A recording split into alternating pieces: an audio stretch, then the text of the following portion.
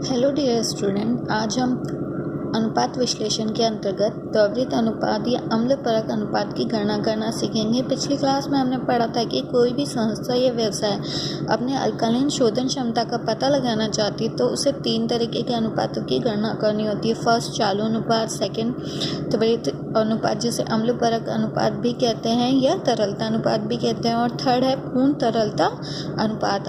आज हम देखेंगे कि त्वरित अनुपात क्या होते हैं। त्वरित अनुपात जिसे तरल अनुपात या अम्लपरक अनुपात भी कहते हैं, यह अनुपात ये जानने के लिए ज्ञात किया जाता है कि यदि संस्था को अपने चालू दायित्व का तुरंत या निकट भविष्य में बहुत ही शीघ्र भुगतान करने पड़े तो क्या यह भुगतान किया जा सकेगा या नहीं। त्वरित अनुपात त्वरित संपत्तियों तथा चालू दायित्व के मध्य संबंध ज्ञात करता है। इसकी गणना का सूत्र है quick assets upon current liabilities.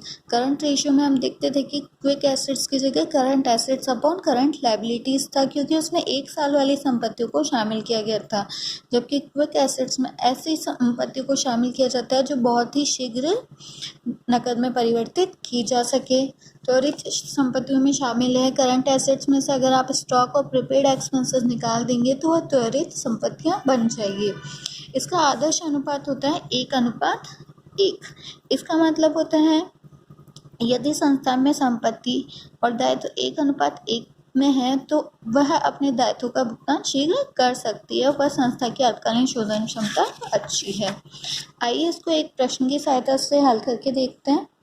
निशा लिमिटेड का 31 मार्च 2013 को निम्न स्थिति विवरण है, जिसमें शेयर होल्डर फंड्स हैं, शेयर कैपिटल 2 लाख रुपए के, reserve and surplus 20,000, non current liabilities में शामिल है डिबेंचर 80,000 की, अदर करंट लायबिलिटीज हैं trade payables 50,000, short term provision 10,000, total है 3,60,000। एसेट साइड में देखेंगे तो नॉन करंट एसेट्स में है फिक्स्ड एसेट्स 2,50,000 की, करंट एसेट्स हैं इन्वेंट्री 40,000, ट्रेड रिसीवर्स 30,000, कैश और कैश इक्विवेलेंट्स 35,000।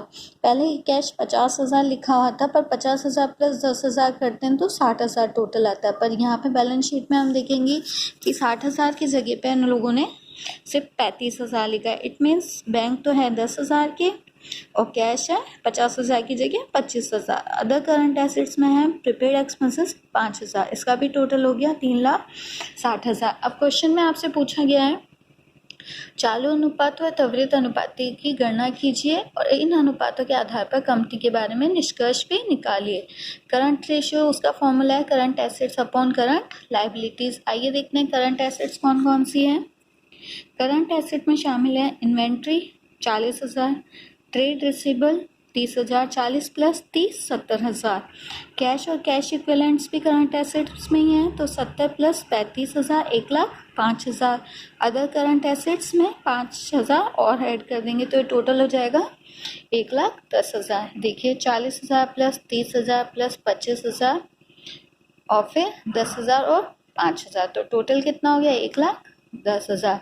अब लायबिलिटीज की बात करें तो यहाँ पर करंट लायबिलिटीज से ट्रेड पेएबल्स 50,000 की और शॉर्ट टर्म प्रोविजन 10,000 के, तो इनका टोटल हो गया 60,000। तो 1,10,000 में 60,000 का भाग लगाएंगे तो आंसर आएगा 1.83:1। ठीक है। अब क्विक रेशियो निकालते हैं तो उसके लिए सूत्र है quick assets upon quick liabilities. Quick assets में शामिल है करंट एसेट्स में से आपको स्टॉक और प्रीपेड एक्सपेंसेस निकाल देना है, तो करंट एसेट्स का टोटल कितना है 1,10,000।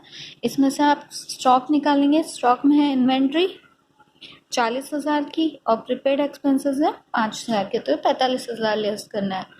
1,10,000 माइनस 45,000, तो इसका माइनस करने पे टोटल आ रहा है 65,000। और करंट लायबिलिटीज थी आपकी 60,000 की, अब 65,000 में 60,000 का भाग देंगे तो आपका आंसर आएगा 1.08:1। अगर आपको याद होगा तो चालू अनुपात का आदर्श अनुपात होता है 2:1। ये 2 से कम है यहाँ पे संपत्तियां, तो चालू अनुपात कम है, अल्पकालीन शोधन क्षमता को कम दर्शाता है। जबकि त्वरित अनुपात इसका आदर्श प्रमाप होता है 1:1। यहाँ पे ये 1 की तुलना में ज़्यादा है, तो त्वरित अनुपात के अनुसार तो अल्पकालीन शोधन क्षमता अधिक है। अब अध्ययन करते हैं। निष्कर्ष रूप में हम कह सकते हैं कि संस्था का चालू अनुपात है 1:8:3:1, जो 2:1 के प्रमापित अनुपात से कम है। अतः संस्था की अल्पकालीन शोधन क्षमता संतोषजनक नहीं है। परंतु त्वरित अनुपात से ज्ञात होता है कि यह 1.08 अनुपात है, जो प्रमापित त्वरित अनुपात 1:1 की तुलना में अधिक है। अतः संस्था की अल्पकालीन शोधन क्षमता संतोषप्रद है। त्वरित अनुपात के निष्कर्ष चालू अनुपात की तुलना में अधिक सही माने जाते हैं।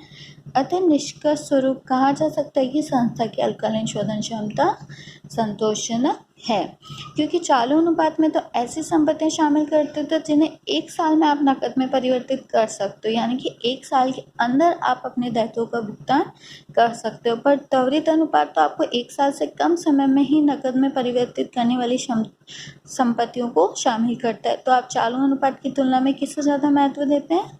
त्वरित अनुपात को। और त्वरित अनुपात का आदर्श प्रमाप हुआ 1:1, और यहाँ पे संपत्तियाँ ज़्यादा हैं। नीचे वाला हिस्सा, अनुपात के बाद वाला हिस्सा तो लायबिलिटीज़ को दर्शाता है, और उससे पहले वाला हिस्सा आपकी ऊपर वाले पोर्शन संपत्तियों को दर्शाता है। हमेशा ये याद रखना, आप अनुपात से पहले वाला आपके एसेट्स को दर्शाएगा और नीचे वाला लायबिलिटीज़ को। इससे पता चलता है कि अगर आपके दायित्व 1 हैं तो इसकी तुलना में आपकी संपत्तियां कितनी हैं? क्विक एसेट्स 1.08, जो कि 1 की तुलना में ज़्यादा है, यानी कि आप अपने दायित्वों को चुकाने के लिए आपके पास संपत्तियां अधिक है।